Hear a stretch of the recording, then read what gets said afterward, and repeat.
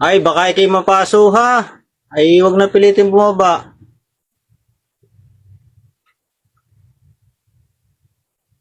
Abutan na lang kita ng isda. Yan ka na.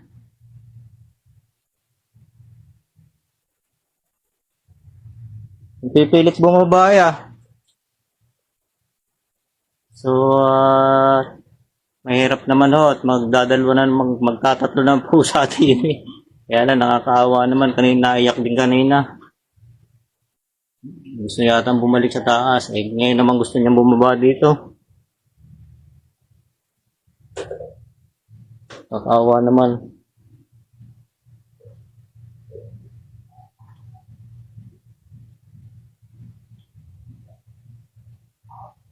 Sa balik na lang ikaw sa bubong. Kala ko si Rupi ang nangiyaw. Ito palang kanyang kapatid sa bubong.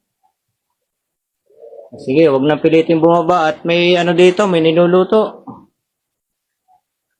Kawawa naman eh. Kawawa naman. So, nabigyan ko na po ng isda ang kuting. So, hindi talaga siya makabalik sa taas at gawa ng malakas ang ulan. Sinusubukan pa rin niyang bumalik. Yan. So, napakain ko na ho yung tatlong kuting. Hindi na pala kuting yung isa, malaki na. So, yan po. Ay, ang hirap naman po pag pinababa at pagka pinababa ay magtatatlo nga po ang pusa. At mahirap intindihin ng maraming alaga. So,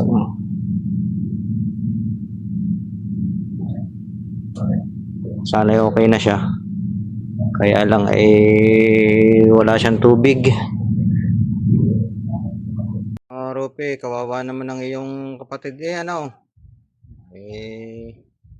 wala tayong magagawa at hindi naman natin siya pwedeng kuhanin at kanina nung nilalapitan ko medyo mailap pero gusto niyang bumaba. Kaya mas parte ka at ikaw ay nandito.